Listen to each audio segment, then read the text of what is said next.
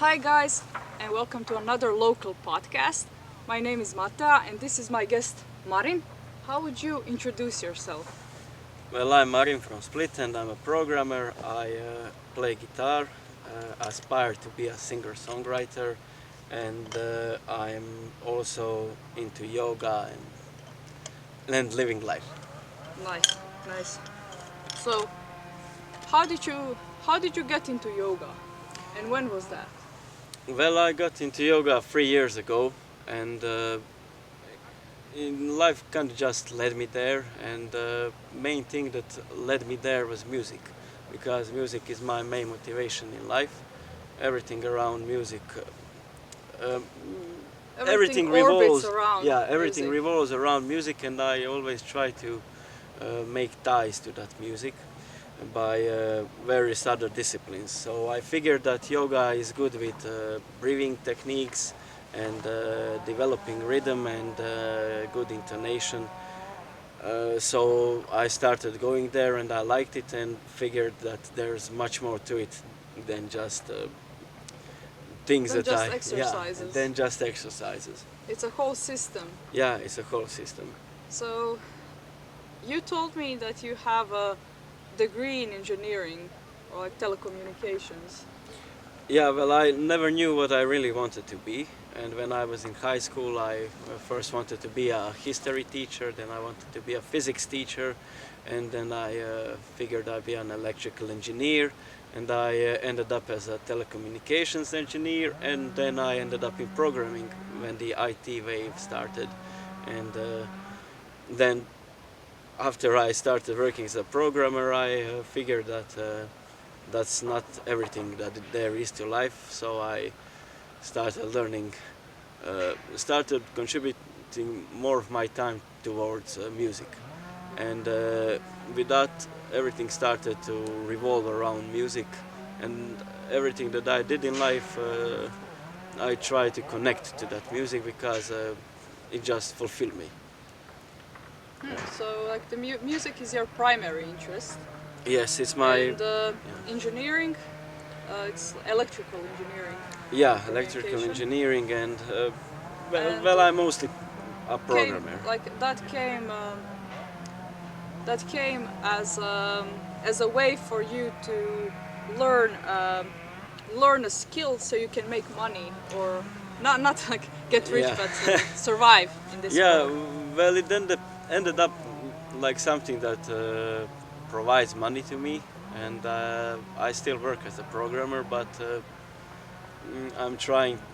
I don't need that much money, so I'm trying to minimize uh, my my programming and contribute more to my music.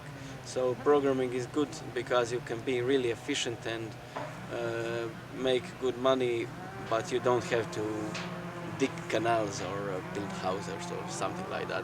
So it's not a really, it's not hard work, but it is intellectually hard work. But For a lot of intellectually, people it's hard work. Like I have a bachelor's degree in information technology. I know a little bit of programming, but I avoid it like the plague. So I'm fascinated by people who yeah, can actually do that and like yeah.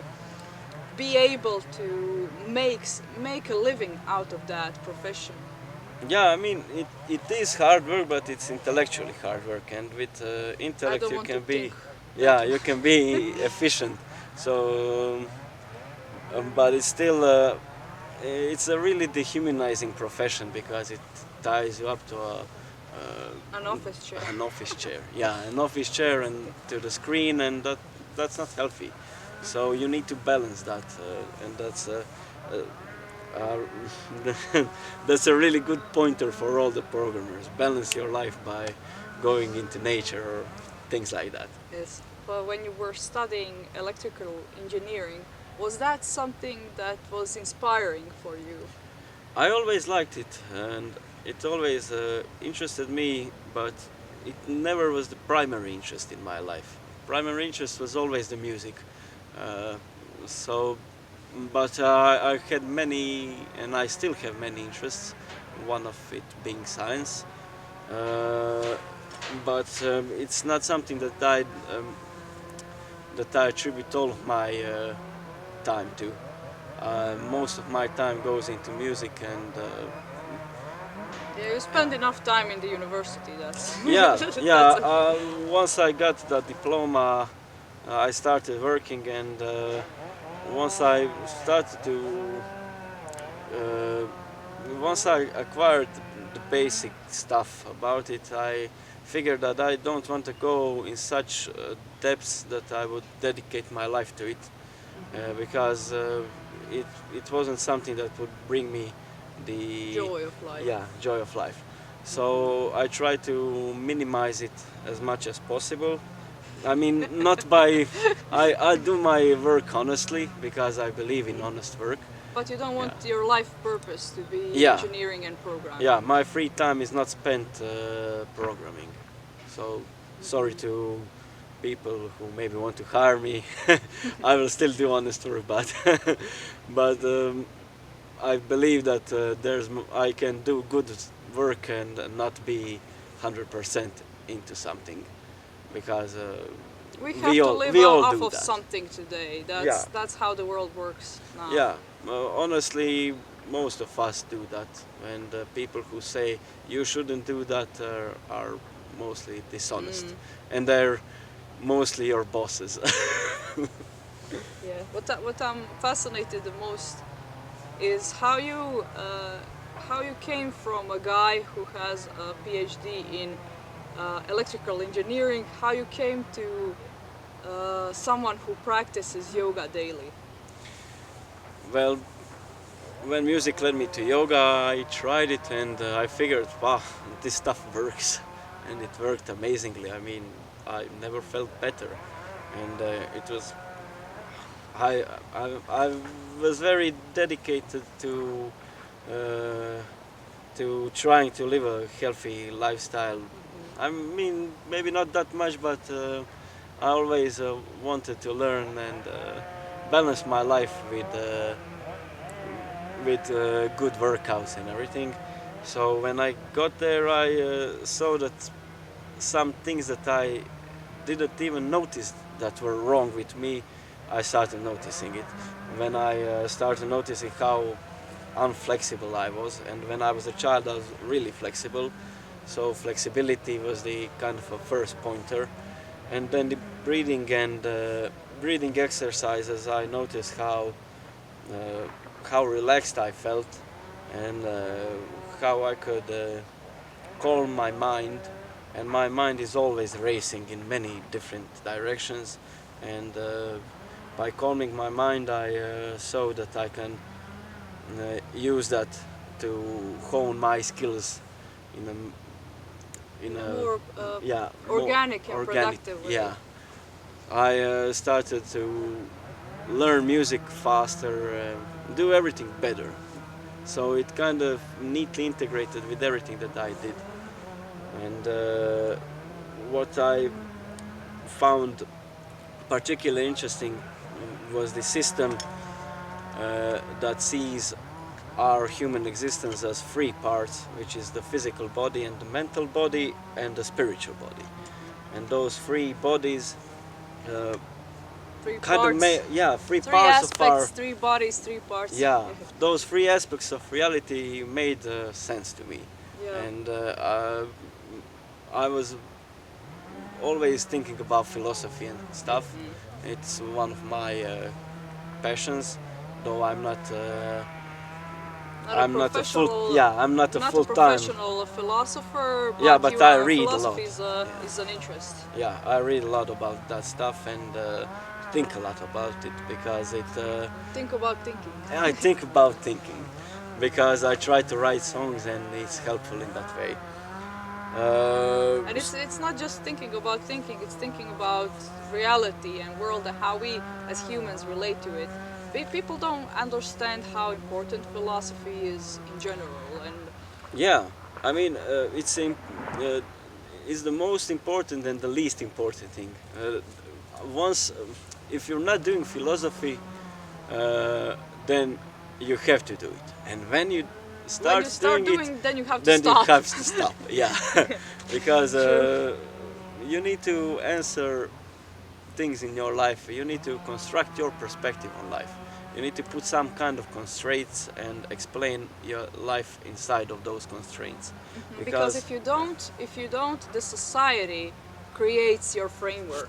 If you yes, don't create your own framework that's constructive for you, that corresponds to your individuality, society creates it for you, and then you perceive stuff and you live according to something that's not your truest intentions or something that your soul wants.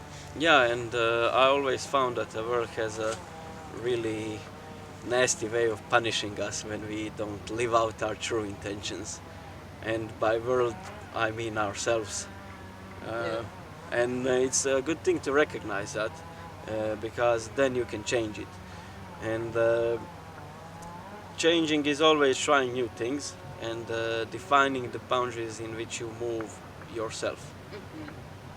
So uh, learning how to apply that stuff is still an ongoing process for me.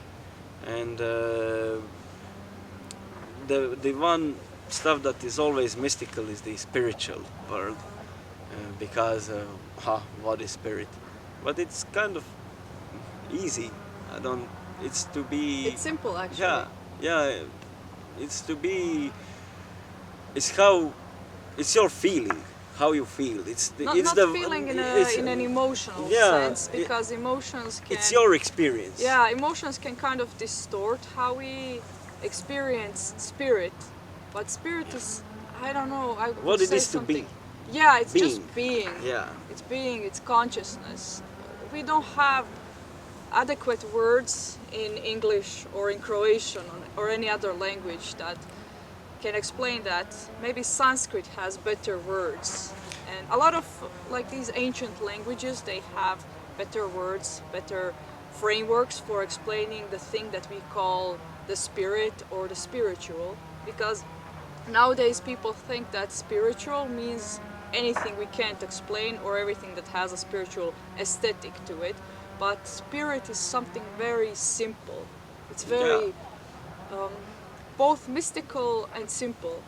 Yeah, you can make it mystical as much as you like, but that's why philosophy starts to vanish once you get into real philosophy, because you see that there's nothing to philosophize about. It's just being present in this moment, and that's kind of a point, if you ask me.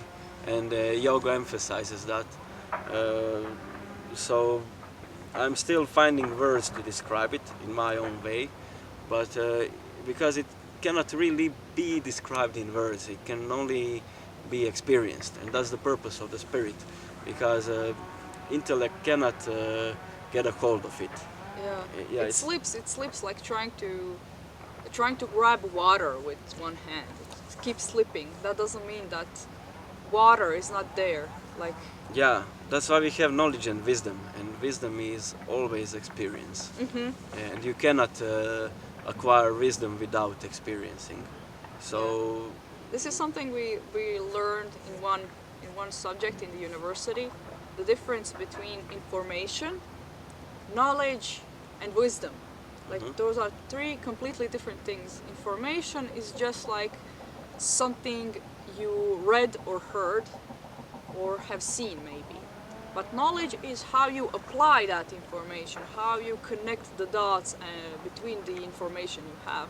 And wisdom is something much, much deeper. It's much more experiential. yeah, I would say that you can know the truth, and but once you know the truth, you have to experience the truth to really understand. That's kind of a process. You need to know stuff, then by experience by experiencing that knowledge, you need to understand it. And that stuff is anything inside of your lives. So we all have our truths, and our lives are our truths, but we need to live out our truth, not the society's truth.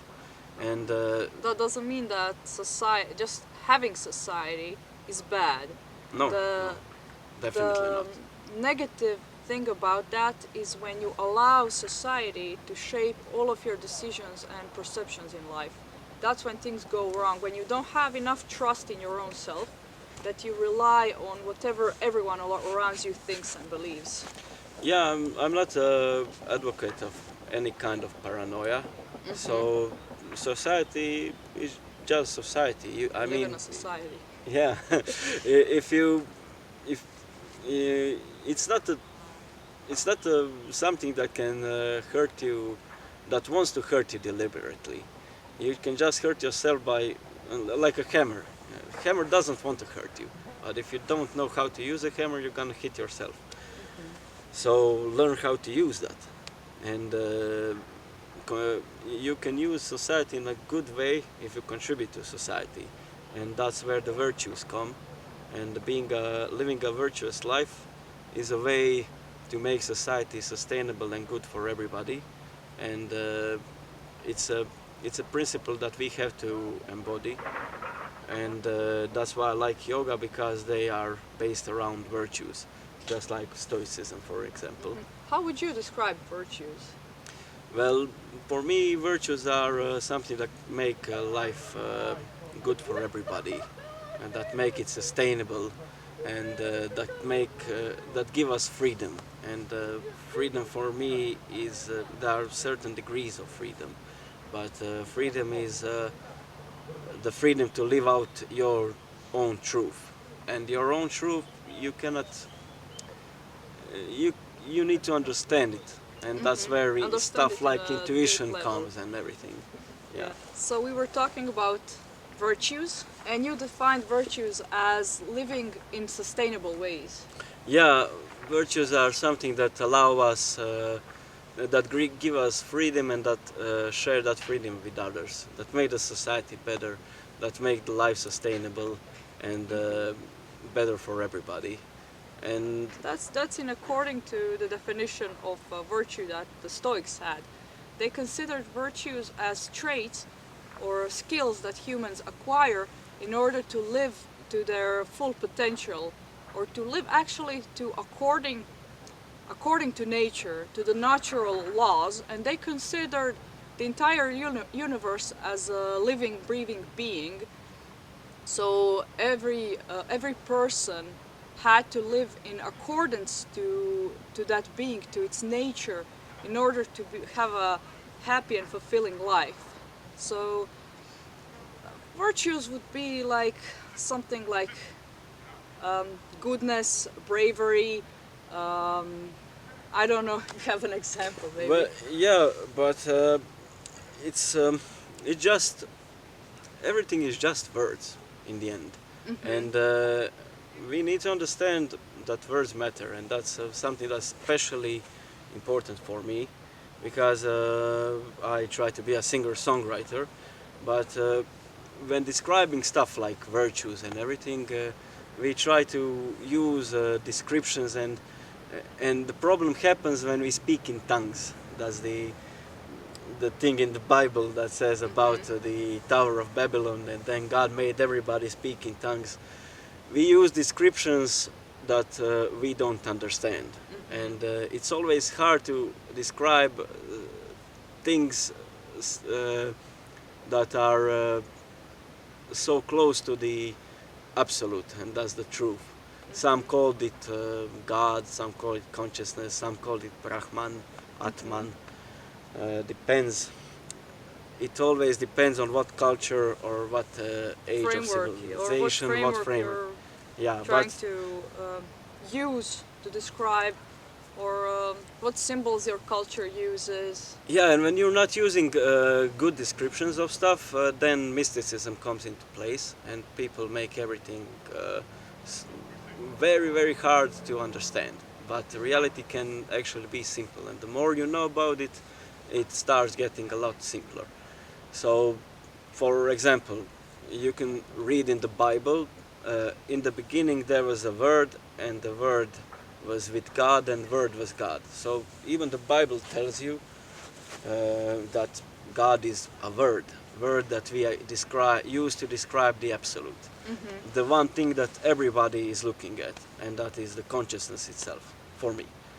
So you need to figure out your description of reality, that that makes the That society sustainable. that corresponds to your authentic needs and also corresponds to actual reality around you. Yes, So like yes.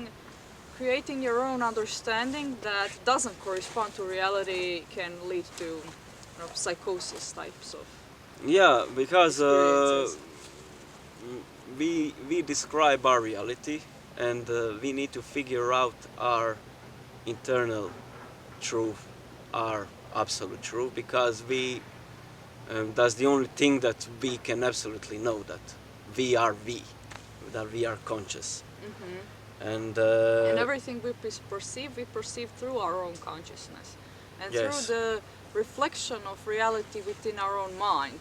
So we cannot pull our consciousness from our brains and put it somewhere else and see how we cannot go outside of our own mind and see how things look. So consciousness is primary. It's the first thing that you perceive. yeah, it's fundamental, it's Yeah. the ultimate reality, and Yeah. every word And it's in the only thing you can know is true, actually.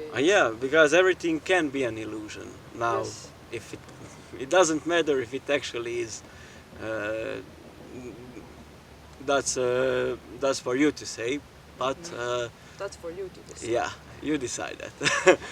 But actually, the only thing that we know 100% is consciousness. That has to be important, because that's our starting point. And if we go from our starting point, we understand that everything is trying to describe what consciousness is, and that's been for all the ages. And for me, virtues are the things that allow us and other people to describe what it is to be. So for me, mm, we should we should concentrate on making our lives better, and meditation for me, I've noticed that it really helps, and I noticed that in yoga. So now it transcended the need for music. Music led me to yoga, and music led me to everything in life, because it's my primary way of expressing myself, and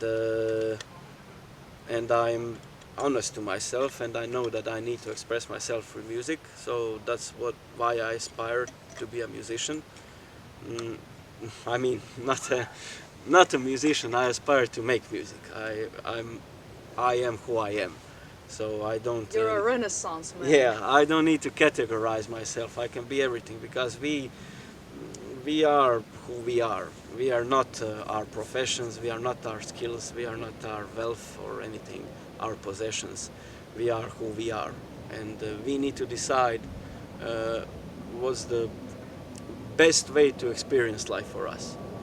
So that's kind of where yoga comes into play, because it helped me understand some of the ancient knowledge, ancient ways of thinking, helped me to understand my culture better, other cultures better, and other people better, and it provides me with a sustainable framework for life, just as music does. So how would you describe yoga as a system? Well, it's a system that aims to balance those three parts of it, and that's the physical aspect, the mental aspect, and the spiritual aspect of the human. And by balancing, it provides various exercises that help develop all those qualities of life. So our life has those three different qualities, and the physical one is the obvious one, is our body, and the mental one is all the abstractions, all the words that we think of, and the spiritual one is our whole experience, our awareness, our being. And by developing those things, we can learn how to better describe that and live out that truth. And with balance, uh, things just naturally fall into place, because it's something that everybody can use. You can be a man of no knowledge. You can have of something that is similar to to yoga. I mean, people who live in the countryside that don't have any formal education, we always say there's wisdom with those people because they live their lives in a simple manner. How would you describe the lineage that your particular practice of yoga comes from? Well, yoga always goes from the teacher to his student, from the guru to his student, and that's the way Of how transmitting knowledge. transmitting knowledge through the From ages. teacher to Yeah. student, Yeah. direct transmission. Yeah, and that transmission keeps it from being institutionalized. Yeah, it's kind of there's not not a really rigidly hierarchical thing that we make It's not like ourselves a out rigid to be. hierarchical system like most of today's religions are. Yeah, and without that institutionalizing of yoga, it remained more true to its origin. Not to say that there isn't corruption in some schools of yoga. There is corruption in everything, but the ones that I'm practicing with, I don't find any corruption, and it's always important to have a healthy doubt about those things and Healthy skepticism. Yeah. Yeah, because things that deal with the life and its meaning are mostly the most dangerous things. Often they can often prove to be the best things and most dangerous things because they require trust, and it's a trust with some of our deepest and most intimate. Yeah. In Croatian, trust and faith are kind of the same word. They Yeah. have the same root, so vjerovanje, vjerovati. And because trusting and having faith is kind of the same thing. So when you start a spiritual practice, you have to have some faith and some trust into it, or else you're going to find issues where there are none. Yeah, well, nothing in this life works without faith, if you're honest to yourself, because faith is just our mechanism to deal with things that we don't know. Is the direction we are going when we see something that we don't know, because every next moment in our life we cannot know what will happen. Maybe we can, but that's not Yeah. Maybe some people can predict things. yeah. I better mean, than that's where others. the intuition comes into play. But faith is something that we need to learn how to use, and there is superstition, and superstition is never good. Superstition is not faith Yeah. or trust. Superstition is going out of your way to. It's paranoia, basically. Yeah, and the good thing about yoga is that it emphasizes that if it feels good, if you feel good about it, then it's good. But if you shouldn't. I mean, they say that when you find a guru, you need to have complete faith in him. But I always found that Suspicious. yeah, suspicious You need because to have a dose yeah. of healthy skepticism. yeah, it's I mean complete faith into somebody that's Some random person. yeah, That random person comes and says, "Yes, I'm a guru," and now you have to trust him Yeah. completely. So it's something that you have to be very, very careful, and because it can lead you into sects, cults, and everything. But when you think of it, their explanation is that if you find a guru, you will know that he is your guru, and you will know because you won't be able to find anything bad with him. And they always encourage healthy skepticism, and that's they never force you onto something. At least not my lineage. Yeah. And you said that, like before, that they claim that their lineage is like hundreds of years old. So Yeah. it could be that there were the teachers that were the teachers of your teachers went like really really far back. Yeah, I mean, it's knowledge that goes almost to the beginning of the human thought. It's with shamanism being the oldest one. I think that tantra and Yeah. everything goes afterwards. But so it's one of the oldest systems of living, and if something can survive for so many Even though thousands of years, yeah, it has to have some merit yoga to as a it. system kind of began in I think 5th century. I'm not sure if I said that correctly, but the wisdom is much older. Yes, yes. I mean, it's a developing system. It's like saying science is a new thing. It's not a new thing. It's It just a way. existed Yeah. ever since humans existed. Yeah. So technically, yoga existed always, but in this form of yoga is something that developed, and it's just balancing your life and living out your truth. So it's actually quite simple. Uh, so I don't believe that there needs to be anything mystical about it. There certainly But are. mystical Yeah. experiences do happen in yoga. Yeah, definitely. That's something that they claim. that does occur and is kind of the end goal of yoga, but you're not supposed to cling on to those experiences. The experiences, the main experience is life. And Yeah, learning how I to- mean, they always stress out. They never. They always claim that there is some mystical stuff to it, but they don't. They don't encourage you. They discourage you to deal with that, and that's a good thing for me because I don't. I don't need to bother with stuff that I cannot even comprehend. That stuff can be a total lie, but as long